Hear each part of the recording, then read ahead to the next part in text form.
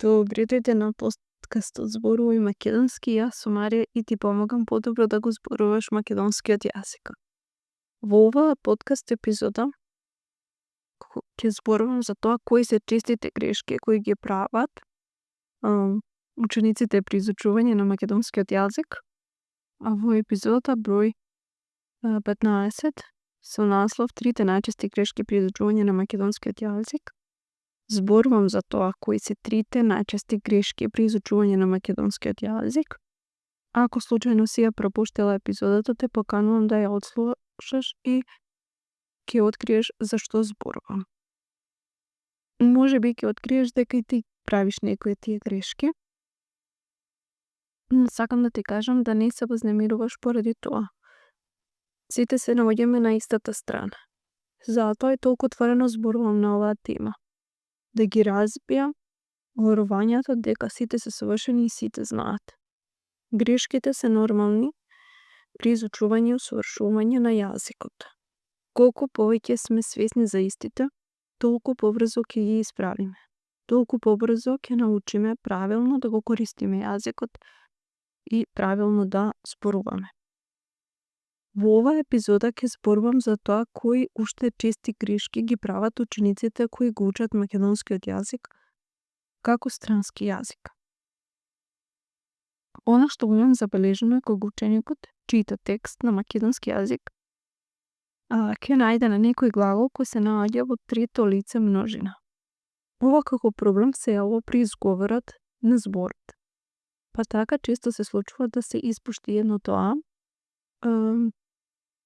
од двете А кои обично се наоѓаат во зборот. Учениците често мислат дека тоа тука е поставено како грешка, па често го занемаруваат. Што всушност се случува и зошто ова представува проблем при читањето? Бидејќи наставката за трето лице множина е АТ, па така, например, треба да се прочита следново. Тие имаат жолта топка, тие се играат во дворот, тие станаа, тие ја прочитаа оваа книга. Имаме два А при изговарањето и пишувањето. Учениците тука се збунуваат колку пати треба да го прочитаат гласот А. Некогаш ќе се збунат и ќе го прочитат еднаш или можеби 3 пати. А најтешко им паѓа пишувањето. Како по правило забораваат да го напишат второто А. Постои еден тип на ученици кои го забораваат едното А да го прочитаат, но постои друг тип на ученици кои наместо 2 А тие забораваат и ќе прочитат 3 А. Сосема во ред и сосема е нормално. Се сеќавам дека кога го изучував францускиот јазик, многу пати ќе погрешев при читањето и изговарањето на некои зборови.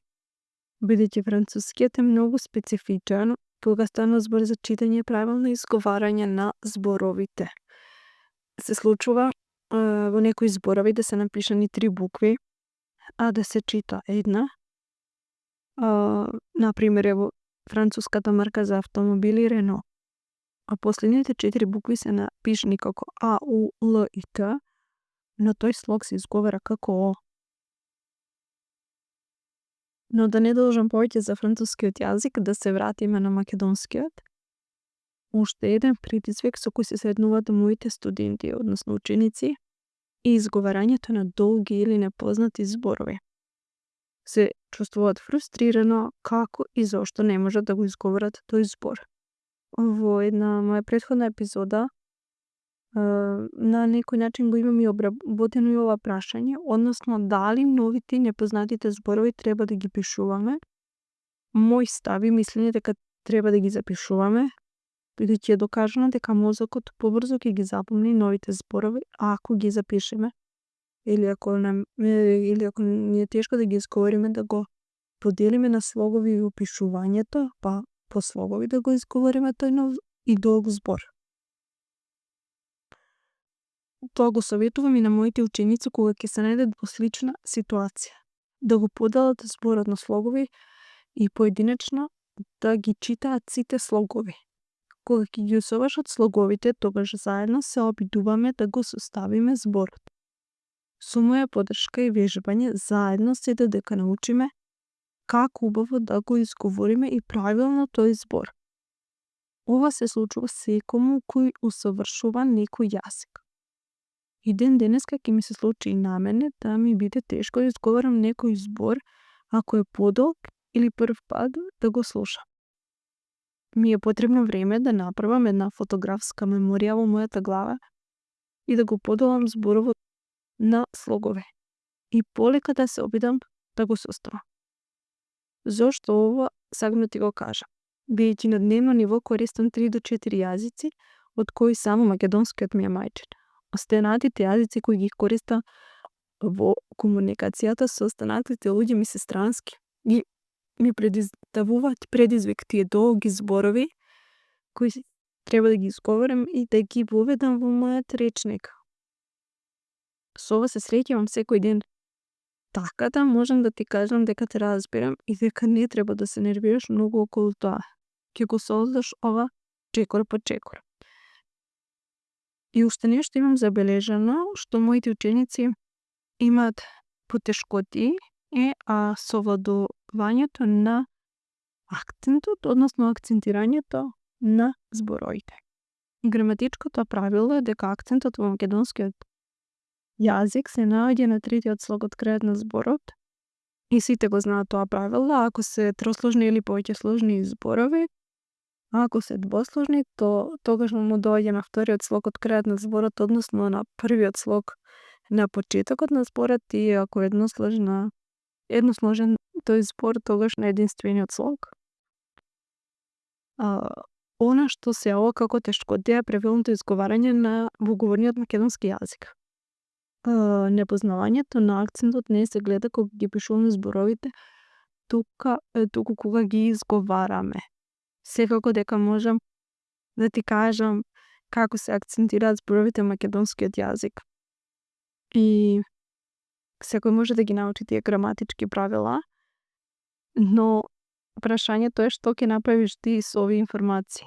Тоа што ќе научиш напамет да ги кажеш дефинициите како правилно се изговара некој збор и акцентира, не значи дека многу ќе ти помогне во точно тоа акцентирање на зборовите.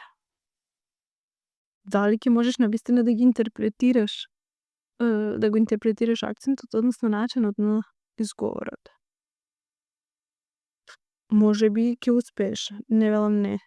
Но од искуство можам да кажам дека вака не може да се научи правилно акцентирањето. Сите јазици кои ги имам учено, најмногу ми има помогнато слушањето на содржина на јазикот кој сакам да го усовршам, и тоа активно слушање. Слушање на изворни говорници, всушност најмногу ми има помогнато. Секако дека нема да научам сите зборови правилно да ги акцентирам. Но некој од нив ќе научам. И тоа е доволно. Доволно е се што ќе ти направи еден чекор да бидеш поблиску до твојата цел од вчера. Затоа не е доволно само да се знаат граматичките правила. Тие треба да се вежбаат и да се исправат кога ќе се погрешат. А тоа најдобро можеш да го совршиш кога имаш поддршка од ментор, кој ќе ти биде поддршка при совладувањето на предизвиците. Кога ќе изговориш зборови и самата ќе ги воочиш кои ти се грешките. Може би нема да ти треба ментор. Може би самата ќе се освестиш и ќе заклучиш дека некој збор правилно или неправилно го изговараш. Доколку пак сакаш заедно со мене да ги исправиш грешките и да не грешиш повеќе, кликни на линкот кој се наоѓа во описот на оваа епизода и закажи ја твојата бесплатна консултација. На консултацијата ќе се запознаеме и можеш да ми кажеш што во моментот најмногу ти представува предизвик кога е македонскиот јазик во прашање. Се радувам да те запознавам и те поздравувам до следното слушање.